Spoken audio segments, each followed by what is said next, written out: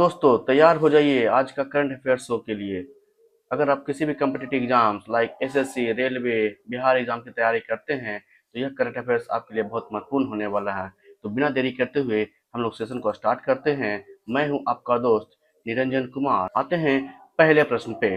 पहला प्रश्न आपके सामने है, भारत की पहली भूतापीय ऊर्जा परियोजना कहाँ विकसित किया जा रहा है? आपके ऑप्शन है लद्दाख, हिमाचल प्रदेश, सिक्किम, उत्तराखंड। और सही जवाब है लद्दाख। लद्दाख में जो है भारत की पहली भूतापीय ऊर्जा परियोजना का उद्घाटन किया जा रहा है। पूर्वी लद्दाख की पुगा घाटी में कितने फीट की ऊंचाई रहेगी? तो 14,000 फीट से अधिक ऊंचा पर स्थित रहेगा। तो भारत की पहली भूतापीय ऊर्जा योजना परियोजना कहाँ बनाया जा रहा है, कहाँ विकसित किया जा रहा है? तो लद्दाख में। बढ़ते हैं दूसरे प्रश्न की ओर। दूसरा प्रश्न आपके सामने है, भारतीय सेना द्वारा रसद और आपूर्ति श्रृंखला प्रबंधन को डिजिटल करने के लिए कौन सा ऐप लॉन्च किया जा रहा है? और इसका सही जवाब है क्यू फोर्स। क्यू फोर्स नामक जो ऐप है वो भारतीय सेना द्वारा रसद और आपूर्ति श्रृंखला प्रबंधन को डिजिटल करने के लिए एक ऐप बनाया गया है। सेना ने विभिन्न लॉजिस्टिक प्लेटफॉर्मों को जोड़ने के लिए क्यू फोर्स ऐप लॉन्च किया है। बढ़ते हैं अगले प्रश्न पे। हाल ही में चर्चा रहे कौटिल्य प्लेटफॉर्म का मुख्य कार्य क्या है? पेंशन प्रबंधन, ड्रोन ट्रैकिंग, एआई संचालित कमांड इंटेलिजेंस या भर्ती प्रक्रिया? और इसका सही जवाब है एआई संचालित कमांड इंटेलिजेंस। बढ़ते हैं अगले प्रश्न की ओर। अगला प्रश्न है, हाल ही में आरबीआई ने हाल ही में नियमों के उल्लंघन के लिए किस बैंक पर 10.10 लाख रुपए का जुर्माना लगाया है? ऑप्शन है HDFC bank, city union bank, federal bank और बंधन बैंक। और इसका सही जवाब है city union bank. City union bank पे आरबीआई ने 10.10 लाख का जुर्माना लगाया। क्यों? ऋण शुल्क लगाने और एसएससी डेटा रिपोर्ट न करने के कारण यह जुर्माना लगाया गया है। वर्ष 2026-27 के लिए पुनर्गठित लोक लेखा समिति के अध्यक्ष कौन है? मोस्ट इंपोर्टेंट क्वेश्चन है, बीबीआई ये नोट कर सकते हैं कि वर्ष 2026-27 के लिए पुनर्गठित लोक लेखा समिति के अध्यक्ष किन्हें चुना गया है? और ये हैं के सी वेणुगोपाल। के सी वेणुगोपाल जो है लोक लेखा समिति के अध्यक्ष चुने गए हैं। के सी वेणुगोपाल भारत की सबसे पुरानी संसदीय समितियों में से एक पीएससी की अध्यक्षता कर रहे हैं। मालाबार ट्री टोड मुख्य रूप से किस क्षेत्र में पाया जाता है? ये आपका ज्योग्राफी से क्वेश्चन आ गया कि मालाबार ट्री टोड मुख्य रूप से किस क्षेत्र में पाया जाता है? आपका ऑप्शन है पूर्वी हिमालय, पश्चिमी घाट, सुंदरबन या थार रेगिस्तान। और सही जवाब है इसका पश्चिमी घाट। पश्चिमी घाट पे जो मालाबार ट्री टोड मुख्य रूप से पाया जाता है। यह पश्चिमी घाट का एक दुर्लभ उभयचर है जिसे उंगलियों के पैड सक्शन कप की तरह काम करते हैं। अगले प्रश्न में बढ़ते हैं। मई 2026 की रिपोर्ट के अनुसार दिल्ली में वायु प्रदूषण का सबसे बड़ा उभरता हुआ खतरा क्या है? पराली जलाना, औद्योगिक धुआं, सड़कों की धूल और वाहनोत्सर्जन, है ना? और इसमें हम लोग कर देते हैं क्या, पराली जलाना, जबकि यहाँ है आंसर सड़कों की धूल। सड़कों की धूल जो है वायु प्रदूषण का सबसे बड़ा कारण है दिल्ली में। बढ़ते हैं अगले प्रश्न की ओर।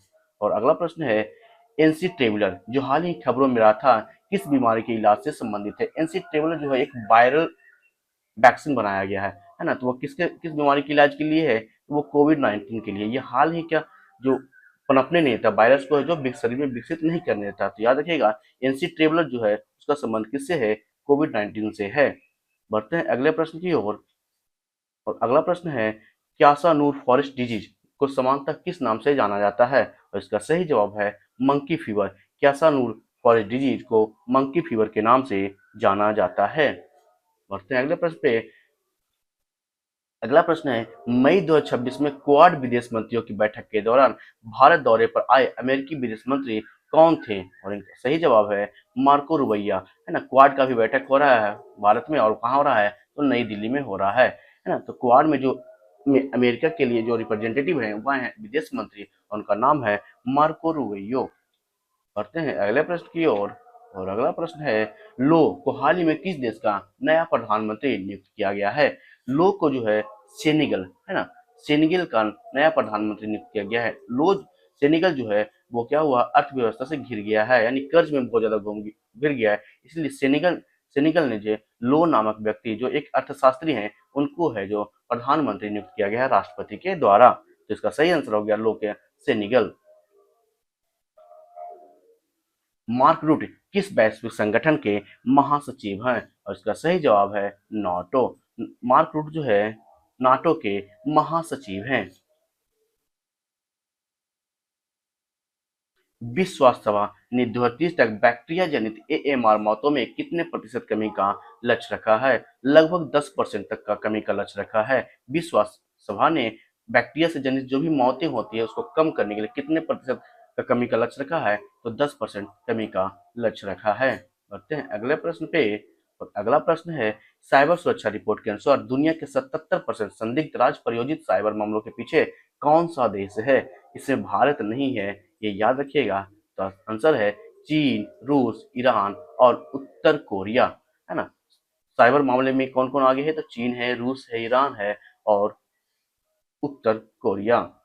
बढ़ते हैं अगले प्रश्न की ओर। और अगले प्रश्न है, अमेरिका ट्रेजरी ने हाल ही में किस देश के कच्चे तेल के लेन देन के लिए 30 दिनों की लाइसेंस की छूट बढ़ा दी है? ऑब्वियस सी बात है, ये तो एक ही देश से गुजरा हुआ है और वो देश है रूस। तो रूस को है जो 30 दिन के लिए लाइसेंस का छूट बढ़ा दिया गया है अमेरिका के द्वारा। बढ़ते हैं अगले प्रश्न की ओर। मई 2026 में परमाणु अप्रसार संधि ने किस समीक्षा सम्मेलन का आयोजन किया गया है? और ये है आंसर इग्राहमा। कौन सा? तो इग्राहमा का किया गया है।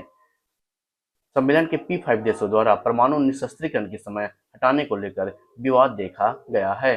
अगले प्रश्न पे, हैनान फ्री ट्रेड पोर्ट ने किस देश की महत्वाकांक्षी आर्थिक परियोजना है? और ये कोई और देश नहीं, चीन है ना। चीन जो है एक नया परियोजना यानी पोर्ट बना रहा है, वो है हैनान फ्री ट्रेड पोर्ट। बढ़ते हैं अगले प्रश्न की ओर। और अगला प्रश्न है, विश्व स्वास्थ्य सभा की बैठकें सामान्यतः कहाँ आयोजित की जाती है? और यह आयोजन होता है जिनेवा में। विश्व स्वास्थ्य सभा की बैठकें जो है हमेशा जिनेवा में आयोजित किया जाता है। बढ़ते हैं अगले प्रश्न की ओर।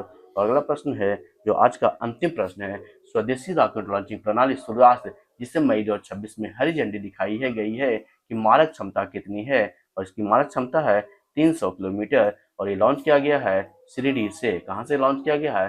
शिरडी से। तो ये थे आज का महत्वपूर्ण 20 करंट अफेयर्स। अगर आपको यह सेशन अच्छा लग रहा है तो अपने दोस्तों के साथ शेयर करें, वीडियो को लाइक करें और चैनल को सब्सक्राइब करना ना भूलें। जय हिंद।